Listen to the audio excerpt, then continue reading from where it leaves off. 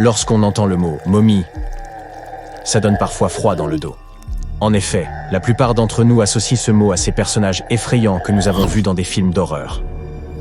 En réalité, les momies nous ont permis de comprendre beaucoup de choses sur les civilisations anciennes, sur ceux qui les gouvernaient, et sur la façon dont les gens vivaient à la perte de leurs proches. Les Égyptiens de l'Antiquité, qui croyaient qu'une certaine forme d'existence après la mort était possible si certaines conditions étaient respectées, sont le peuple le plus connu au monde pour ses momies. Ceux-ci préservaient effectivement les corps humains par le biais du processus de momification et plaçaient les momies dans des tombeaux équipés, un peu comme s'il s'agissait d'appartements. Pourquoi ce peuple y croyait-il? Eh bien, parce que la plupart étaient profondément liés à leur environnement naturel. Les Égyptiens étaient pleinement conscients des cycles naturels autour d'eux, comme le lever du soleil chaque jour ou de la lune la nuit, mais aussi de la façon dont la vie renaissait des plantes dans un cycle perpétuel, même avoir fané. Ils croyaient également que le puissant esprit Osiris, qui représentait le cycle de la disparition et de la résurrection, jouait un rôle dans ce processus. Pour se préparer à l'au-delà, les Égyptiens de l'Antiquité suivaient certains rituels, comme la momification, qui consistait à utiliser des éléments aussi variés que le miel, les résines ou encore l'encens pour préserver les corps. Aucune momie n'est plus célèbre que celle du roi Tut, Toutankhamon. Ce jeune pharaon régna sur l'Égypte il y a plus de 3000 ans. Un problème majeur lors de la découverte des tombes royales est que la plupart ont déjà été pillées au moment où on les retrouve.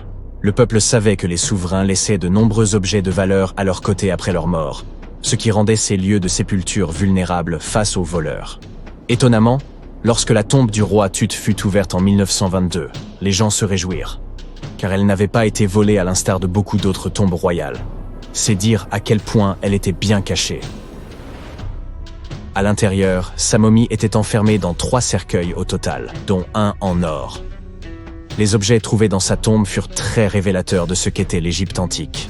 L'étude de sa momie nous a également permis d'en savoir plus sur la culture et les pratiques en vigueur à l'époque où il est décédé. Enfin, les recherches liées à son ADN nous ont conduit à obtenir des informations sur sa famille. En outre, les scientifiques purent découvrir qu'il avait, par exemple, souffert de la maladie appelée le paludisme et d'un problème au pied susceptible de l'avoir gêné lorsqu'il marchait. Ramsès II est un autre pharaon égyptien qui a régné pendant 68 ans, ce qui n'était pas rien à l'époque. Il est connu pour ses campagnes militaires d'expansion et ses réalisations architecturales. De nombreuses preuves datant de son règne existent encore aujourd'hui, notamment une grande statue à son effigie. Ramsès II mesurait environ 1,80 m et a vécu jusqu'à l'âge de 90 ans. Après avoir examiné sa momie, les scientifiques conclurent qu'il souffrait peut-être d'une maladie affectant sa colonne vertébrale. Vous vous souvenez des voleurs que j'ai évoqués plus haut? C'est probablement à cause de ces derniers que Ramsès II termina dans le cercueil ordinaire d'une collection secrète de momies royales à Deir el-Bahari, qui a été redécouverte en 1881. Heureusement, les archéologues purent l'identifier, car ses voyages avaient été consignés sur ce qui l'enveloppait. Le processus de momification était très fastidieux. En effet, dans l'Égypte antique, la momification pouvait durer jusqu'à 70 jours. Une personne dédiée prononçait un discours très spécifique, tout en manipulant délicatement le corps et en le séchant à l'aide d'une sorte de sel appelé natron. On utilisait également du lin et de la résine pour que le corps paraisse plus vivant et pour l'envelopper dans un tissu.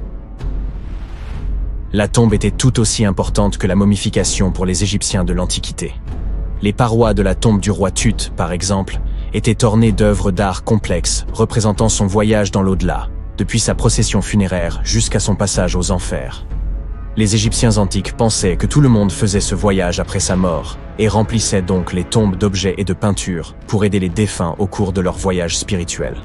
En outre, les murs de la tombe étaient décorés de formules tirées d'un livre spécial qui contenait une série de poèmes dont les Égyptiens pensaient qu'ils aideraient les gens à atteindre l'au-delà. Fait soulignant l'importance de ce voyage, les gens plaçaient même de la nourriture dans ces tombes antiques.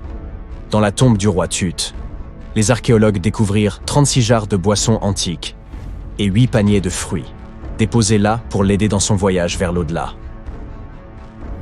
Les Égyptiens pensaient que le voyage vers l'au-delà prenait beaucoup de temps et laissaient donc des provisions conséquentes pour soutenir leurs proches.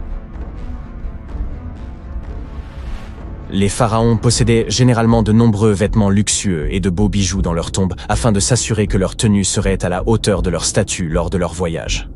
On a retrouvé des vêtements en lin tels que des tuniques, des écharpes, des gants et des coiffes.